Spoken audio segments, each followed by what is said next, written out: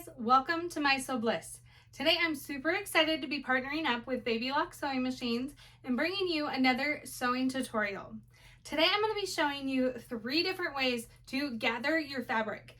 Gathering is really important when you're making like skirts that have a gather on them, or maybe a shirt that has like a gathered sleeve, or to set in a sleeve, or if you want to add ruffles. That's how you're going to make those things happen, is by creating a gather in your fabric. You're going to be having one piece that's larger that's needing to fit into a smaller piece, so you gather it to make it smaller and fit on that smaller piece. So like I said, I'm going to show you 3 different ways that you can gather your fabric easily and make it look really nice. I'm going to be using my Baby Lock Brilliant, which is this machine right here. It is one of my favorite Baby Lock machines. I use it every single day for all of my sewing projects, and it just works so nicely. It has all the features that I could possibly need to create all the things that I want to create, like clothes or bags, accessories, things for my kids, all sorts of things. So I'll make sure to leave a link down below for that sewing machine and for the other videos that I have done with that sewing machine. So make sure you go and check that out. Other than that, I'm just going to be using some scrap fabric that I have to show you the different ways to gather. So let's get started. So the first way that you can gather, I'm going to be using this fabric, and I'm going to be using a long piece of floss. You could also use like thicker thread or yarn. I find that floss is a lot easier to use, and it doesn't break as easily, so I like to use that. And then we're going to come over to our machine and put it on a zigzag stitch. So that's a number 5, and I'm going to widen the zigzag up to a 4.5. And then I'm going to lay my floss on the side that is going to have the gathers. So whatever side that is, you could do the right side or the wrong side of your fabric.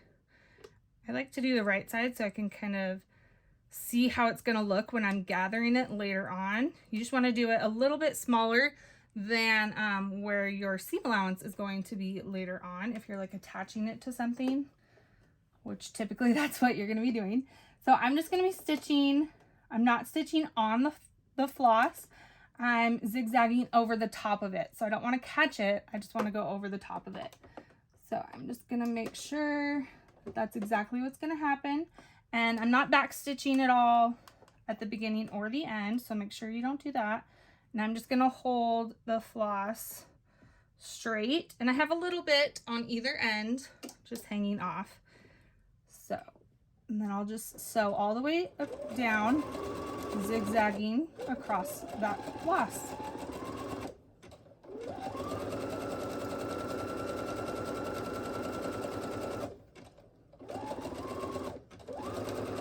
And keep that in a straight line.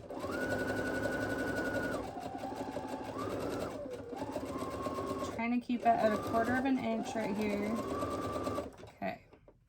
And then I'll just cut those threads. And here I have that. You can kind of see that floss in there. It's kind of blending in a little bit. You can see that it's right underneath my stitches, and my stitches haven't caught the floss at all. Now to actually gather the fabric, I'm going to take a needle and stick it over here. Again, just on the end, not going through my stitching. And I'm going to actually wrap that floss around that needle a few times so that it doesn't come out when I'm pulling on the other end. Because now what we're going to do is take this and pull the floss. And while I'm pulling, it'll bunch this up. Mine's kind of a waxy floss, so I think it's sticking a little more. I think if I had the non-waxy floss, it wouldn't stick as much. But I don't know. Maybe it would glide too much. That would be something I need to try out. So let me know if you try it with non-wax floss, how that goes. So, and then say I need it for this size. I could then, make sure that doesn't come out. I could then even pin it right sides together, because that's how you're going to sew it typically. And then pin it to one end to kind of give me an idea of how much I need to gather that. See, because then a little bit more. Oh, see, and now it's too much, so I'm gonna let a little bit out. Okay, and then I like to just pin the ends and see how it's not really distributing evenly. And that would really bother me if I sewed that down like that. So I'm just gonna do it with my fingers for a minute. And one other way you can do it is like by taking a needle, this is just a thicker needle, and helping pull them out. I just use the end, the top end of the needle. You could also use the tip of the needle. And if it comes out too much, just pull your threads some more and hold them in place, or pull your floss more, not your thread, unless you're using a thicker thread. And we're just gonna distribute that.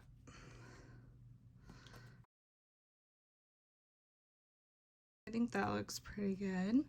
And then I would just pin that in place and sew along this edge of whatever that seam allowance is. And then if you wanted to, later on, once you've sewn that, you can actually take that floss out and just pull it out. But that is how we would gather it using our floss. So if we take all these strings away, you can kind of see how that would look in there. And then here's what it looks on the right side. So pretty simple and easy for that one. Now let me show you another way for how to gather the fabric. So for this next way, I'm going to say that this is the piece, the smaller piece, and we want to gather this one to fit into that piece. So what I'm going to be using is this elastic. I'm just using clear elastic. I have a lot of this for swimwear that I like to make, and other projects that I use it for. But I love the clear elastic. It's nice and thin and stretches really nicely. I haven't had any issues with it. So I always use that, but you could also use regular nylon like elastic you can get at the store as well. So to do this, first you would measure how much elastic you need, which you would measure what you want to fit it into when it's not stretched at all. So I would take that piece and I would just cut it right there.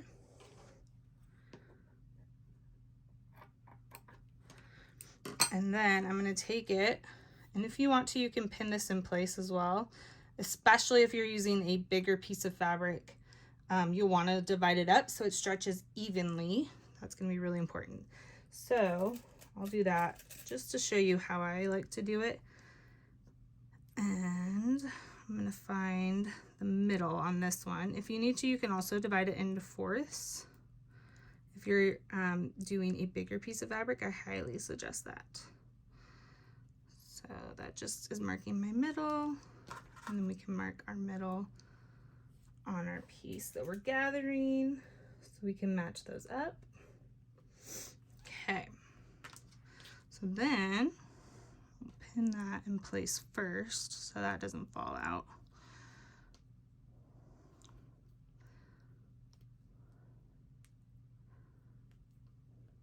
And I'm just going to do this right along the edge. Maybe pull a little bit of a ways in, but don't go past where your seam allowance again is going to be for this one. So then I would just stretch it to sew at the beginning and the end because I know where that one's going to be. Oops, I need to pin that down better. Let me do that, and then we can take it over to our sewing machine. So back over at the sewing machine, I want to make sure I'm on a zigzag stitch again, but I want to go back down to the normal width. I don't really need that wide width again. So for this machine, it's just a 3.5, and you can tell by the black box that's around it. So that's really nice. And then I'm just going to line this up. And again, like I said, if you need to, you can pin this top one. I find that the pins kind of get in the way, but I'm just going to set that on there first and get my stitches started, and then I'll start stretching it.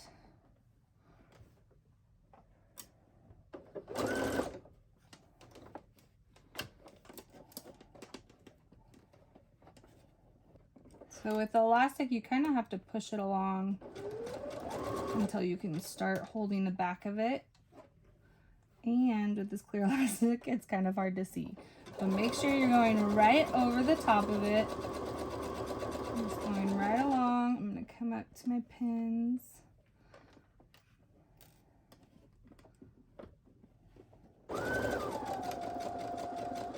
Okay, now that I've hit the middle, I can take those out. And then this end, I'll just stretch to the end of my fabric.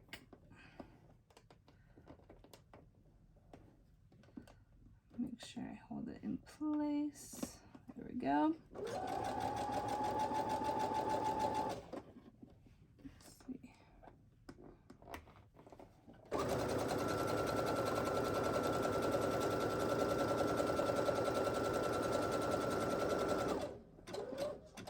Okay, and then I can cut those threads and pull it off.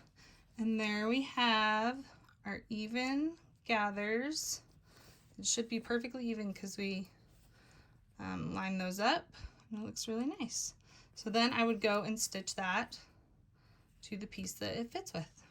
For our third way to gather, we're just gonna stay over the machine. We don't need anything extra. We are just gonna do a straight stitch. I like to keep mine in the middle, so I'm gonna do a number 3.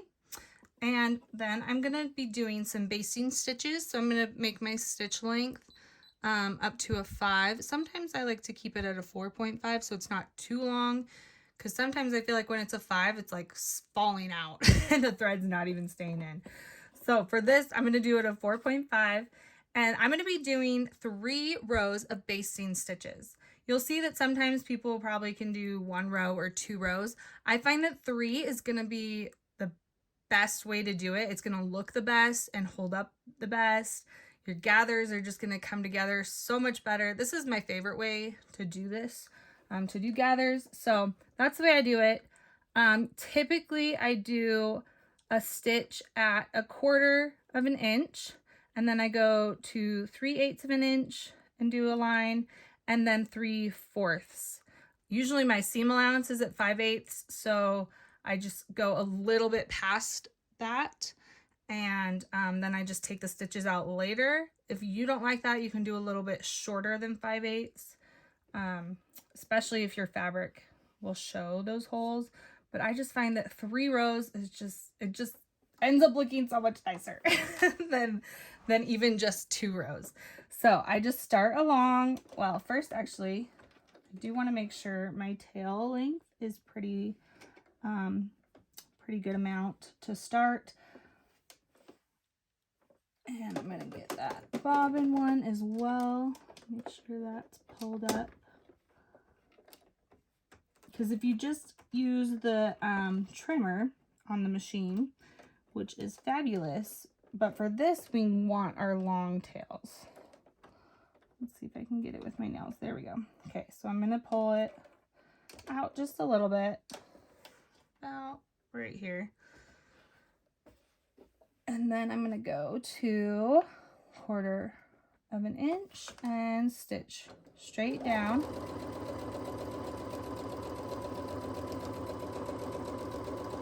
And make sure you're stitching straight.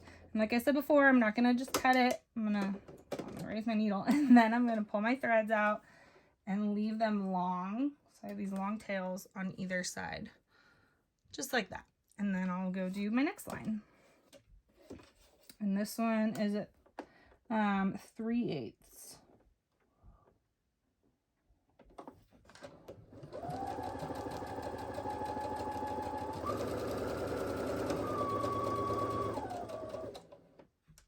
Okay, needle up, tails long, and trim.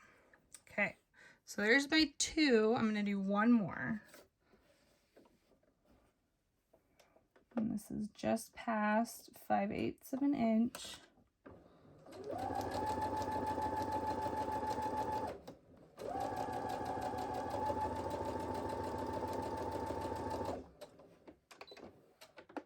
Okay, and long tails again.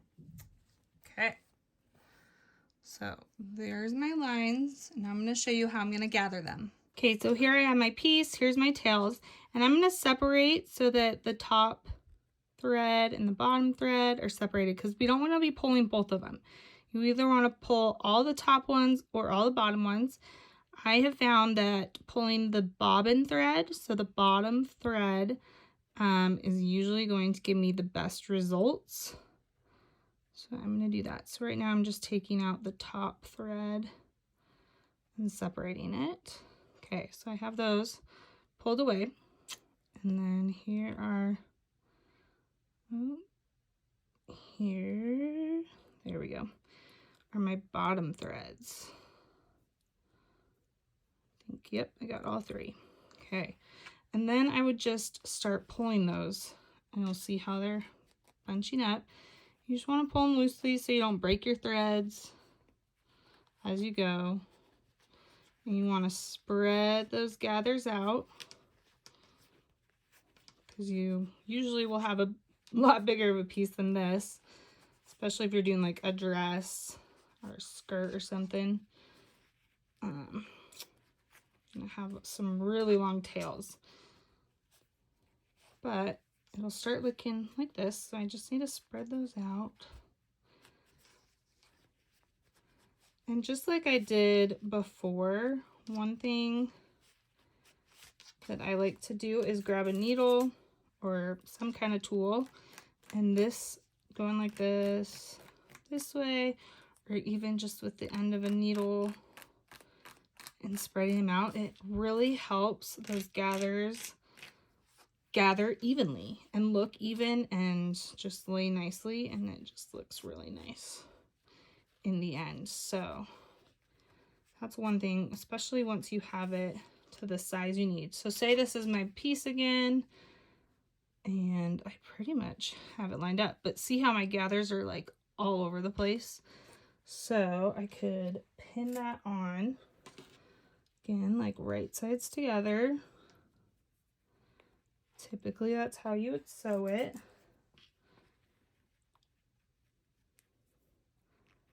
And then I could even take these threads so that they don't pull out and just kind of wrap them around my needle.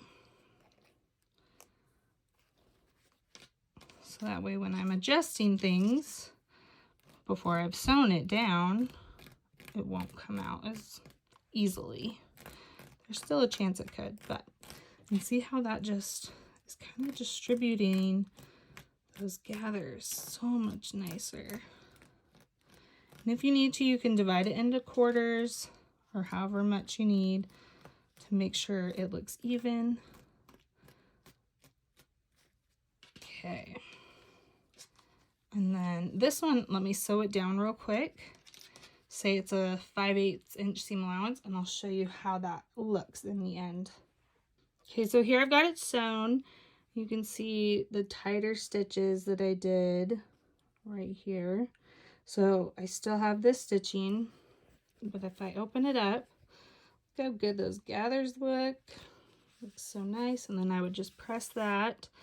And then typically I would just either take a seam ripper, or if I can, with this being so short, let me see if I can do it. I just pull that thread.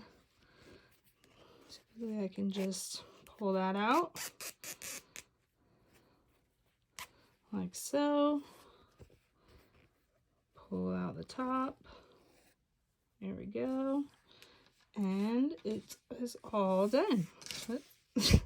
I would trim all those threads, make it look nicer, and iron this. But I really think that is my favorite way to do gathers. It's just those 3 lines.